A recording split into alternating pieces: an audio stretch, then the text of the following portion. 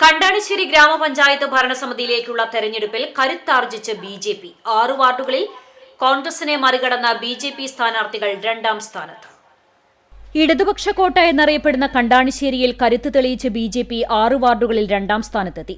4, 5, 14, 15, 16, 17 എന്നീ വാർഡുകളിലാണ് ബി.ജെ.പി. 2ാമതെത്തിയത്. ഈ വാർഡുകളിലെല്ലാം കോൺഗ്രസ് 3ാം സ്ഥാനത്താണ്.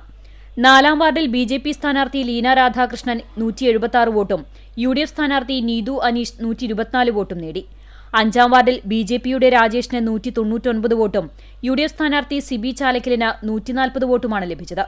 14ാം വാർഡിൽ ബി.ജെ.പിയിലെ സൗമ്യ സുഭാഷ് 393 വോട്ട് നേടിയപ്പോൾ യു.ഡി.എഫിലെ മുൻ പഞ്ചായത്ത് പ്രസിഡന്റ് കൂടിയായ റൂബി ഫ്രാൻസിസിന് 244 വോട്ട് നേടാനേ സാധിച്ചുള്ളൂ.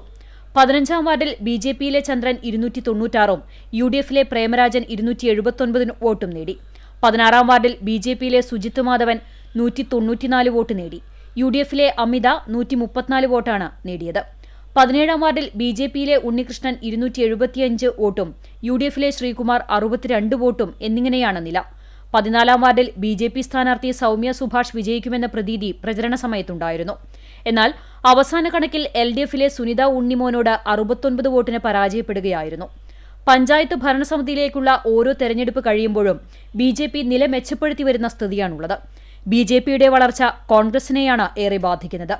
മറ്റം സർവീസ് സഹകരണ ബാങ്കിന്റെ പ്രസിഡന്റും മുൻ പഞ്ചായത്ത് പ്രസിഡന്റുമായ റൂബി ഫ്രാൻസിസിന് പോലും ബി.ജെ.പിയുടെ മുന്നേറ്റത്തിൽ കാലിടറുന്ന സ്ഥിതിയാണുണ്ടായത്.